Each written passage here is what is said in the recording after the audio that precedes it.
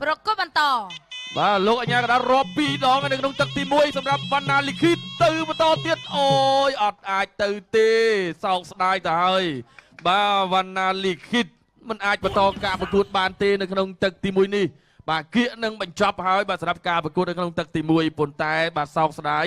បាទវណ្ណាលីខិតគឺមិនអាចបន្តការប្រកួតបានសម្រាប់ទឹកទី1នេះជាមួយនឹងហ៊ូអាណាន់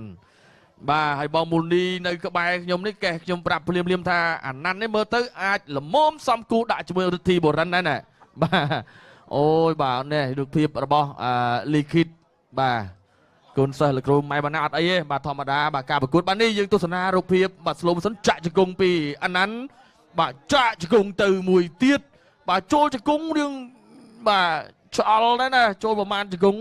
បាទនេះទាញចាក់ជង្គង់ដូចគ្នាបាទចាក់ទៅមួយជង្គង់ទៀតរបស់អាណាន់ហើយក៏ថែមមកដៃឆ្វេងពីអាណាន់បាទសិស្សប្អូនរបស់ហាន់2ក៏មកហើយហាន់2ក៏មានឈ្មោះត្រៀមលេងខ្សែក្រវ៉ាត់បាទនៅថ្ងៃខាងមុខដែរ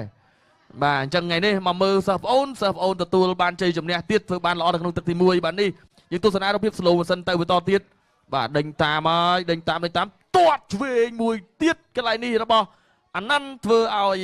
វណ្ណាលីខិតបាទគឺមិនអាចបន្តការប្រកួតនៅក្នុងទឹកទី1នេះបាទការទាត់ឆ្វេងត្រង់នេះហើយពីបាទអាណាន់បាទអរគុណណាស់ដោយតែបងប្អូនបានឃើញអញ្ចឹងយើងមកស្ដាប់ការប្រកាសលទ្ធផលជាផ្លូវការបាទ បងកុលខៀវហូអាណាន់ ឈ្នះកីឡាករបង្គោលក្រហមដោយកីឡាករបង្គោលក្រហមវណ្ណាលីខិតលោកកញ្ញាកណ្ដាលបញ្ឈប់ឲ្យប្រគល់នៅក្នុងទឹកទី1